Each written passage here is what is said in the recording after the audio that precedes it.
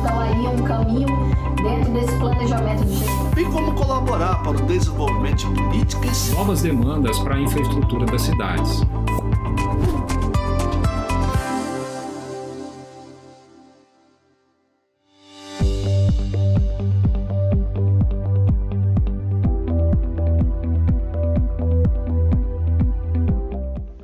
Mas é interessante ao mesmo tempo como o mandato é híbrido. Às vezes ele funciona de fato como um poder que auxilia diretamente. Por exemplo, quando ele dá um parecer prévio para as contas do presidente da República, o TCU faz isso, e os tribunais de contas estaduais fazem isso para as contas do governador, para as contas do prefeito, ali é claramente ele está auxiliando, né, ali é uma função de auxiliar diretamente o Poder Legislativo. Porque o Poder Legislativo, ao julgar um julgamento político das contas do Poder Executivo, ele o faz, mas com um parecer técnico, um parecer prévio, que é obrigatório, do Poder Legislativo, que ele pode até ignorar, né, na prática, mas aquele parecer existirá, a sociedade terá conhecimento dele, exercerá um constrangimento, né, no melhor sentido da palavra constrangimento, para os parlamentares. Eles depois terão que prestar contas aos seus eleitores, à sociedade de uma forma geral, porque eles não votaram em conformidade com o parecer técnico, né? Podem fazê-lo, claro, mas terão que prestar contas para a sociedade, para os seus eleitores, porque que não seguiram aquilo, né? Tanto nas câmaras de vereadores quanto nas assembleias legislativas, isso existe. Mas aí sim é uma função típica de auxiliar. Outra função também que ele auxilia diretamente o legislativo é quando o Tribunal de Contas faz auditorias que são requisitadas pelo Poder Legislativo. Qualquer comissão da Câmara dos Deputados, do Senado, o próprio plenário da Câmara do Senado, ou de cada Assembleia Legislativa, ou Câmara de Vereadores, pode requerer ao Tribunal de Contas auditorias, inspeções em órgãos do Poder Executivo, né? Eles acham que tem um problema em determinado órgão, eles podem requerer ao Tribunal de Contas, o Tribunal de Contas é obrigado a realizar auditorias, inspeções que foram requeridas pelo Poder Legislativo. Então, aí também está auxiliando o Poder Legislativo. Mas quando é que ele não é auxiliar? Quando ele age de modo próprio, né? Quando ele age com competências próprias, sem nenhuma subordinação. Quando, por exemplo, ele faz auditorias que ele decidiu fazer, né? Tem, de acordo com os seus critérios, o TCU tem, os Tribunais de Contas Estaduais também têm seus critérios, as matrizes de risco, o que quer que seja o critério, decide fazer uma auditoria até no Poder Legislativo, né? Toda hora o Tribunal de Contas, qualquer Tribunal de Contas faz uma auditoria na Câmara de Vereadores, na Assembleia Legislativa, o TCU faz auditorias na Câmara dos Deputados, no setor administrativo da Câmara dos Deputados, do Senado, né? Assim como de qualquer ministério, qualquer órgão público, né? Do Poder Judiciário, do Poder Legislativo, por decisão própria, né? Não foi solicitado, não teve nenhuma ordem disso, foi uma decisão do próprio Tribunal de Contas. Então, isso mostra claramente a sua independência e o seu papel de conter o poder, inclusive conter o poder Legislativo na sua função administrativa, né, de verificar se ele está fazendo, o Poder Legislativo está exercendo o seu papel de acordo com as normas, de acordo com a Constituição, enfim, de acordo com o ordenamento jurídico. Então, quando ele julga contas também, aí é tipicamente uma função específica deles. É interessante isso, que se a gente olha a Constituição, não tem nenhuma outra instituição encarregada de julgar contas dos administradores públicos que não seja o Tribunal de Contas. Muita gente acha que, por exemplo, a Assembleia Legislativa é órgão recursal, ou o Congresso Nacional é órgão recursal do Tribunal de Contas, do TCU. Não é. Né? Se uma conta foi julgada irregular, conta de determinado ministério, pelo Tribunal de Contas, pode recorrer ao Congresso Nacional, pode recorrer à Assembleia Legislativa? Não pode. A conta se esgota no próprio Tribunal de Contas. Não existe recurso para o Poder Legislativo. E também não existe recurso para o Poder Judiciário. O Tribunal de Contas julgou errado a minha conta, disse que era irregular. Eu vou ao Poder Judiciário e digo, o Tribunal Judiciário diz assim, não, realmente julgou errado, era irregular. Não, é regular essa conta. O Poder Judiciário pode fazer isso? Não pode. O Supremo já decidiu inúmeras vezes que não pode. Essa competência é exclusiva, é privativa do Tribunal de Contas. O que pode haver é o Poder Judiciário verificar que alguma formalidade obrigatória, né, alguma formalidade que a Constituição exige, não foi observada pelo Tribunal de Contas.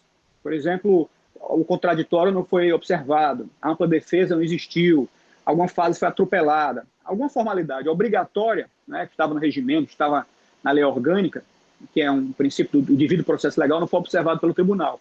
Aí o judiciário anula a decisão e manda o tribunal julgar de novo, observando aqueles requisitos, mas jamais julgar uma conta no lugar do Tribunal de Contas. Isso já foi reafirmado inúmeras vezes pelo Supremo Tribunal Federal. Outro ponto também muito importante nessa atuação do Tribunal de Contas, e aí vem um pouco o que estava lá em Rui Barbosa, né, que ele estava preocupado, olha, o Rui Barbosa cita muito isso, citando até um jurista francês, que tem um livro muito importante, chamado Le Budget, né, o orçamento, era o Storm, uma pessoa muito famosa no século XIX, e o Rui Barbosa o cita várias vezes, que era a mesma preocupação que havia na Europa, na França e tudo mais, que era o controle, que as coisas acontecessem, que o tribunal atuasse antes que o leite derramasse, antes que o problema acontecesse, né? Ok, julgar contas, tem que julgar, é importante julgar, mas que antes que a irregularidade acontecesse, o tribunal atuasse. Por isso é que se fazia o controle prévio, o tal do visto, que eu falei há pouco, que existe até hoje no Tribunal de Contas de Portugal, existia no Brasil, existia até 88. Era exatamente para isso, para evitar o controle prévio que se entendia que era preventivo. A Constituição acabou isso, mas ao mesmo tempo criou outra figura que o Supremo reconheceu como um poder implícito do Tribunal de Contas, que é o poder geral de cautela, que antes não se reconhecia isso, antes de 88 não se reconhecia o poder geral de cautela do tribunal. E a partir de 88 passou a ser reconhecido, olha, tirou o visto, né? Tirou o controle prévio do Tribunal de Contas, mas introduziu o poder geral de cautela dos tribunais. Exatamente para isso. Quando o tribunal ele não precisa dar visto, mas ele está observando todas as licitações, ele está observando a execução orçamentária. Quando ele identificar alguma execução orçamentária que não tem autorização legislativa, o tribunal pode emitir uma cautelar suspendendo aquela decisão de despesa, né? Qualquer decisão de despesa.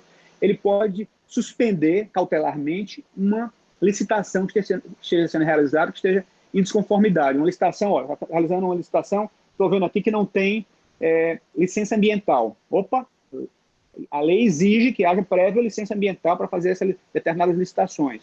Exige que haja prévia autorização legislativa. Exige que se sigam as modalidades. Exige que não haja desrespeito à competitividade. Enfim, tudo que o ordenamento aponta, né, é obrigatório, o gestor tem que seguir. Se o Tribunal de Contas identificar que ele não está sendo seguido, o tribunal vai lá, faz uma cautelar.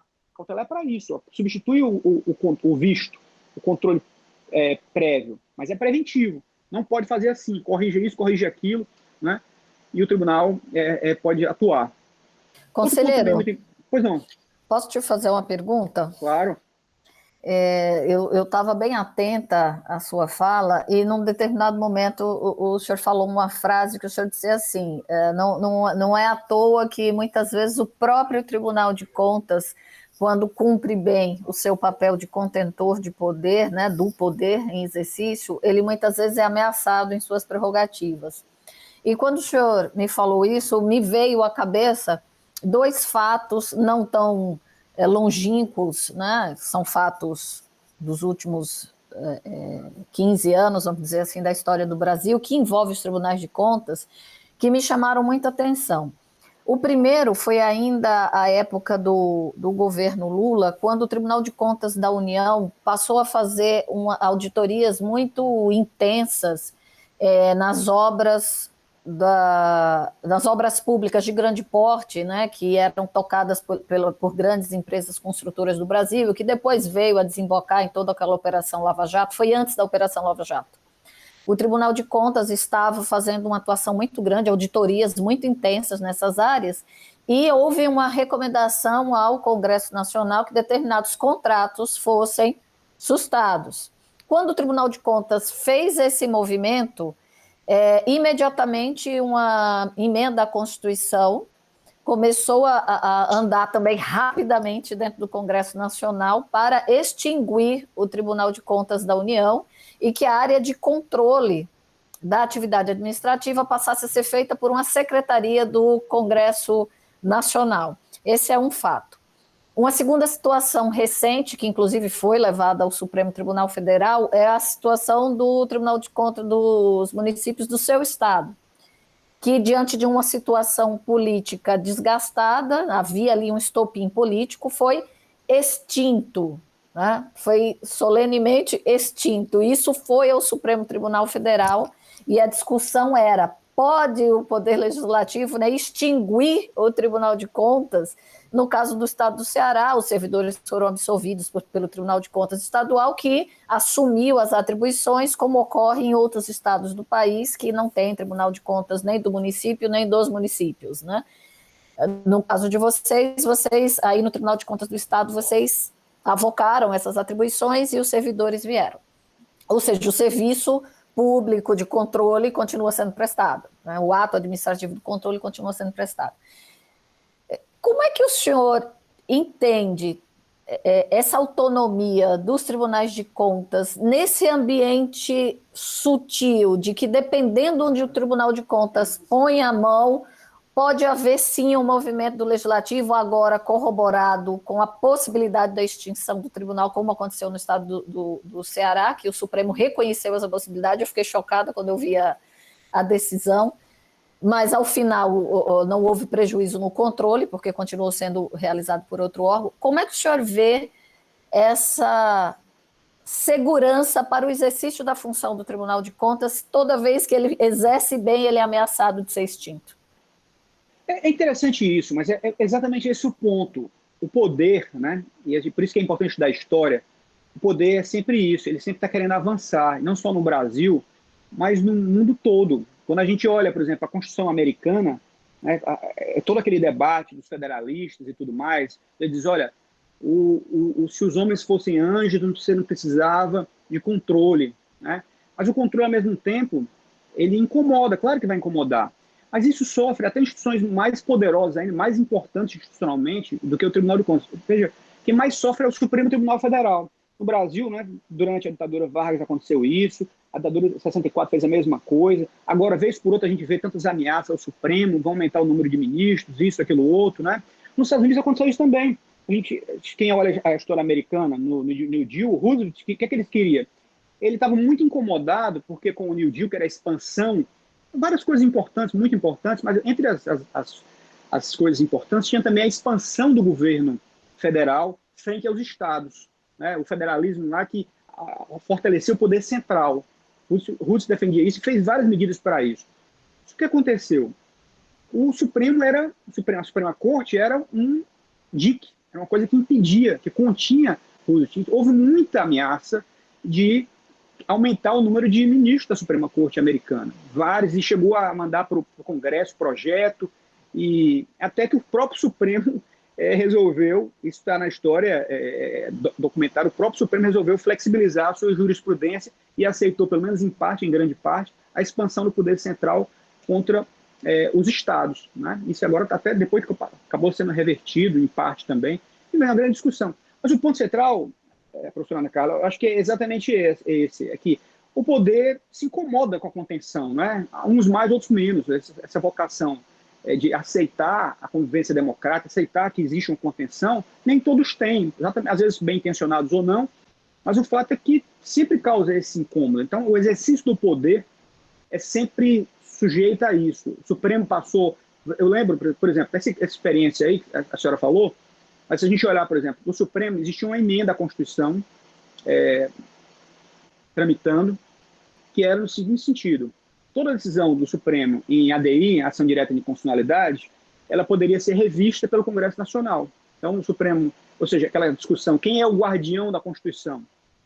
Nessa emenda com a Constituição, que foi proposta, salvo engano, em 2005, 2006, no auge daquela tensão ali nos anos, era o guardião da Constituição deixava de ser o Supremo Tribunal Federal e passava a ser o próprio Congresso Nacional, que poderia rever uma decisão do Supremo Tribunal Federal, em ADI, em ADC, em controle de constitucionalidade. Ora, se o Supremo sofre isso, quanto mais o Tribunal de Contas, né? E muitos gostam de dizer, olha, é um órgão meramente auxiliar do Poder Legislativo, né? Então, ele sofre isso claramente. Aconteceu historicamente. Nosso vizinho aqui, a Argentina. A Argentina tinha um Tribunal de Contas mais antigo que o brasileiro.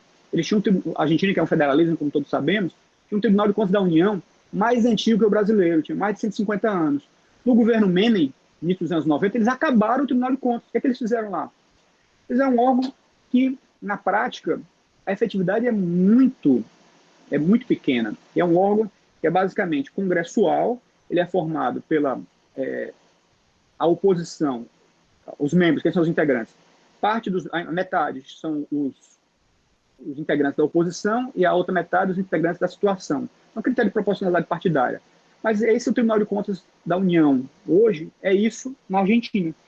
E quem conhece controle, estuda, e aqui não é que estou aqui criticando o modelo argentino, mas o fato é que é um tribunal com baixíssima efetividade. Na prática, na maior parte dos casos, irrelevante. Um órgão de adorno que não exerce um papel muito diferente do que o TCU, a altivez, o papel que o TCU exerce no Brasil. Então, um órgão muito mais fraco.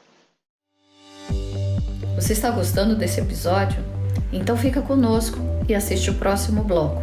Aproveita, assina o nosso canal, aciona o sininho e você será notificado de todos os outros episódios.